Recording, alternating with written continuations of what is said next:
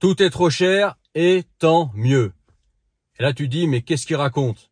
Forcément, quand il y a une augmentation des prix, quand tu peux plus acheter ce que tu pouvais acheter avant, c'est forcément une mauvaise nouvelle. Oui, c'est vrai pour certaines choses, comme par exemple pour le logement, pour l'énergie.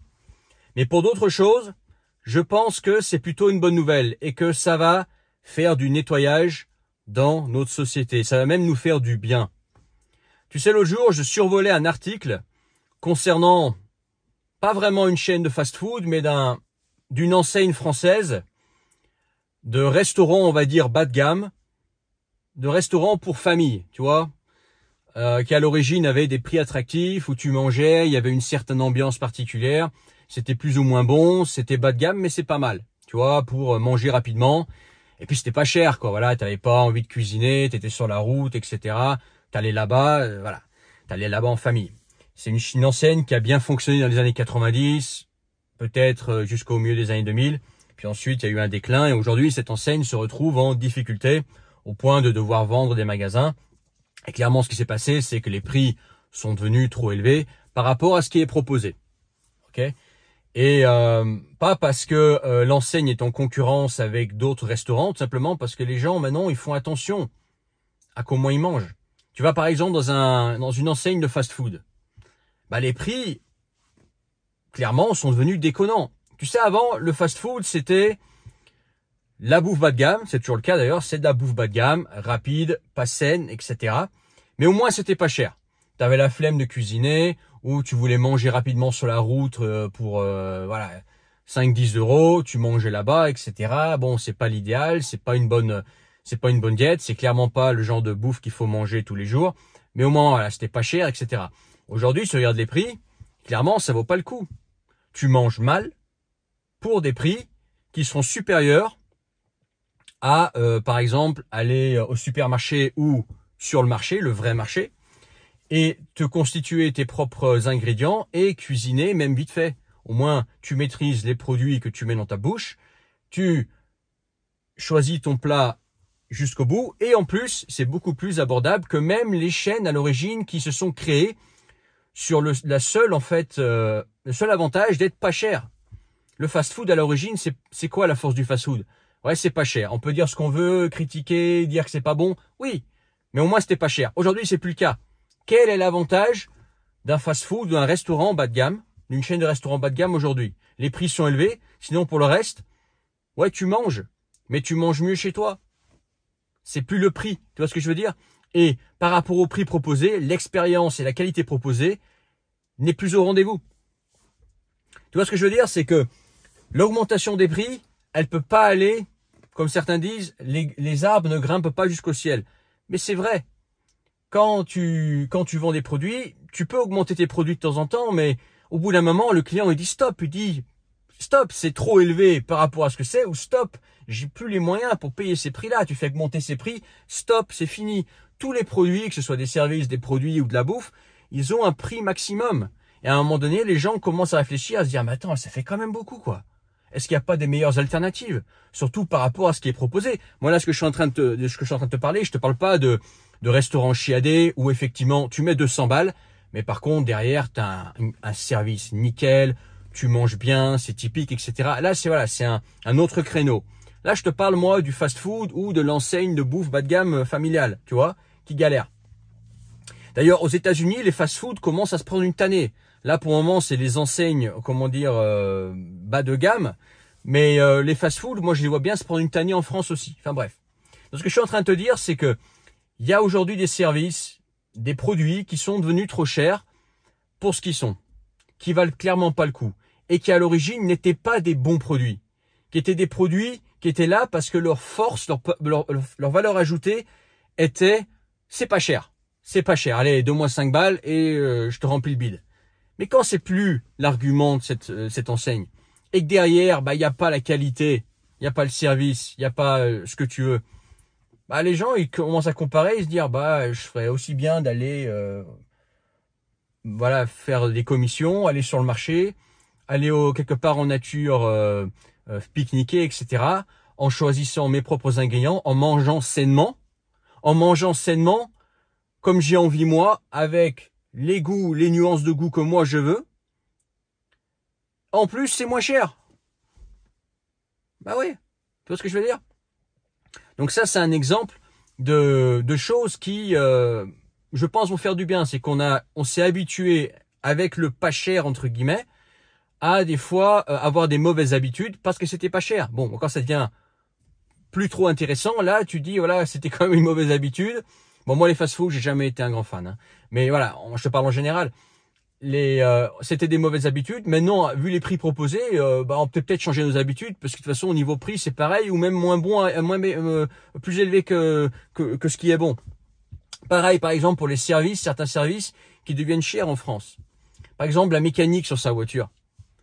Bah, c'est l'occasion aussi de devenir moins bête quand il s'agit des voitures. Alors, bien évidemment, tout le monde n'est pas un féru, passionné de bagnole, n'aime pas la mécanique, etc. Mais rien que si tu sais faire des choses très basiques sur ta voiture. Je te parle pas de devenir mécanicien. Des choses basiques d'entretien sur ta voiture, tu peux économiser beaucoup d'argent parce que les mécaniciens, eux, te chargent des prix indécents des fois pour des trucs où il faut littéralement dévisser un boulon ou dévisser un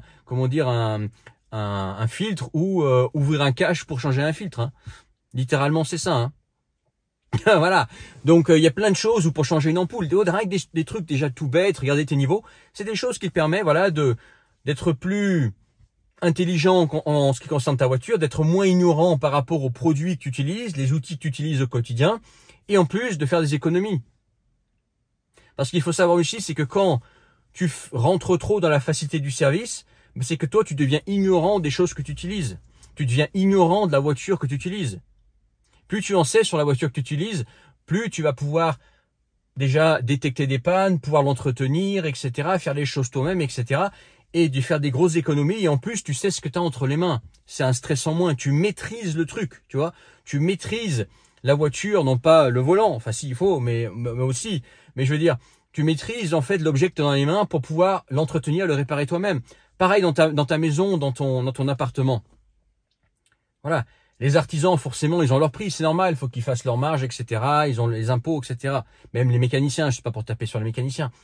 Mais toi, si tu sais faire déjà beaucoup de choses toi-même, en tant qu'on va dire artisan toi-même dans ton appartement ou ta maison, de la plomberie de base, de l'électricité de base, ok, l'entretien de base de ta maison, des petits travaux, etc. Bah, tu maîtrises plus la chose qui t'appartient. T'as moins le stress de merde si jamais il y a une couille qui arrive sur ma maison ou sur mon appartement, il va falloir que je casque. Non, je vais pouvoir réparer moi-même jusqu'à une certaine limite peut-être. Oui, tout le monde n'est pas un super artisan, tout le monde n'est pas habile de ses mains, mais les petites choses, on va dire 50%, les petites choses qui se passent sur une voiture ou sur une maison ou dans un appartement, c'est des choses qu'un homme qui a la tête sur les épaules, qui a ses deux mains, peut faire, même s'il n'est pas un spécialiste dans le domaine. Donc ça va nous apprendre en fait à revenir à la maîtrise des choses qu'on utilise, à être plus aussi soigneux de nos affaires. Tu trouves que les voitures sont devenues trop chères? Eh ben, bienvenue au club. Moi, je trouve que les voitures neuves sont devenues trop chères. Eh ben, tu restes sur des voitures d'occasion, sur des voitures qui ont 15-20 ans, allez, 10 ans, 10, 15, 20 ans, qui sont parfois plus fiables et qui sont encore plus faciles d'entretien que les voitures neuves qui sont bourrées d'électronique. Ce machin dans lequel je suis assis, c'est bourré d'électronique. Bon, moi, j'aime bien. Donc, si tu veux, moi, ça me dérange pas. S'il y a un truc qui pète, je répare. Mais c'est bourré d'électronique et je peux comprendre que quelqu'un qui a pas envie d'y consacrer du temps, qui est pas intéressé par ça, bah ça va lui faire chier d'entretenir une voiture comme ça. Tu vois? Donc tu restes sur une voiture simple, plus facile à l'achat, qui sera probablement plus fiable parce que les grosses pannes ont déjà été passées parce que les kilomètres sont passés, donc les grosses pannes tu les as eues. Et si ça casse, bah c'est surtout la vraie mécanique quoi. C'est dévisser des boulons, c'est des boulons et des tiges filetées, tu vois, plutôt que d'électronique. Par exemple aussi les habitations. Il y en a qui rentrent dans des habitations chiadées, etc. Plus ton habitation est simple, bah plus tu seras à même de faire des réparations dessus facilement. Plus tu vas rentrer dans la domotique, dans l'électricité compliquée, etc. Plus tu vas être dépendant, par exemple, d'un électricien pour ta domotique, si toi tu n'y connais rien. Juste un exemple. Plus tu as,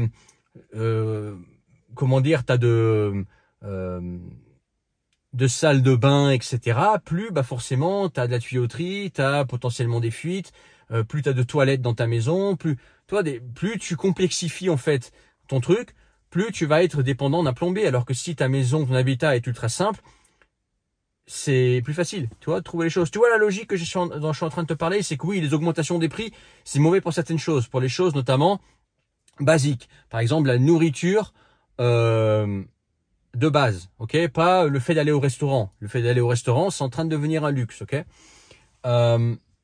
pour beaucoup de gens. Mais ce que je suis en train de te dire, c'est que voilà, tu peux aussi revenir un peu plus aux sources et te dire, voilà, j'ai pas besoin de tous ces services qui sont devenus trop chers.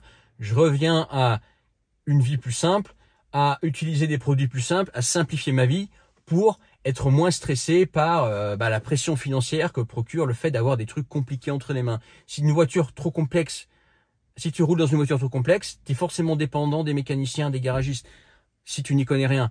Si tu as une maison trop complexe, forcément, tu es dépendant des artisans si toi, tu sais pas faire un minimum, ok? Si par exemple, tu sais pas cuisiner, soit comme moi, tu as une femme qui adore cuisiner, qui cuisine pour toi, soit tu apprends à cuisiner, tu apprends à faire des choses bien avec des aliments pour pas cher, au lieu de te faire éclater par des fast-food ou des chaînes de restaurants qui aujourd'hui sont devenues trop chères pour ce que c'est, qui à l'origine étaient des solutions bas de gamme, dont le principal argument était le prix, et c'est plus le cas aujourd'hui. Aujourd'hui, à part le prix, il n'y a pas d'argument. Bon, si le prix n'est plus là, ça sert à quoi? Tu vois où je veux en venir, c'est que je pense aussi que ça peut faire du ménage. J'essaye toujours de voir du bon et du mauvais dans tout. Effectivement, moi non plus, j'aime pas l'augmentation des prix.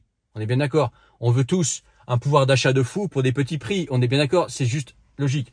Mais pour certaines choses auxquelles dans l'ensemble, nous sommes habitués, qui étaient des mauvaises habitudes parce que c'était pas cher et accessible, c'est l'occasion de faire le tri et de dire, est-ce que j'ai vraiment besoin de ce service, de cette chaîne, de ce produit qui à l'origine j'utilisais par confort financier parce que c'était pas cher et que voilà, ça faisait le job. Maintenant que c'est devenu trop cher pour ce que c'est, est-ce que j'en ai toujours besoin? Est-ce qu'il n'y a pas des meilleures alternatives? Voilà.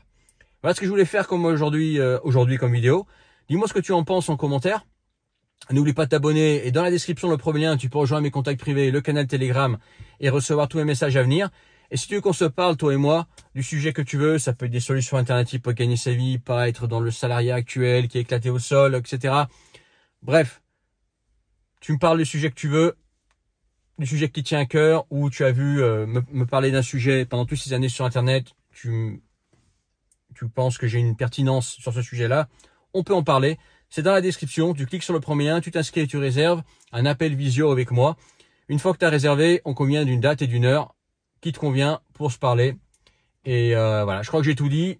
Partage cette vidéo, n'oublie pas de t'abonner, dis-moi ce que tu en penses en commentaire et à bientôt pour une autre vidéo. Allez, salut.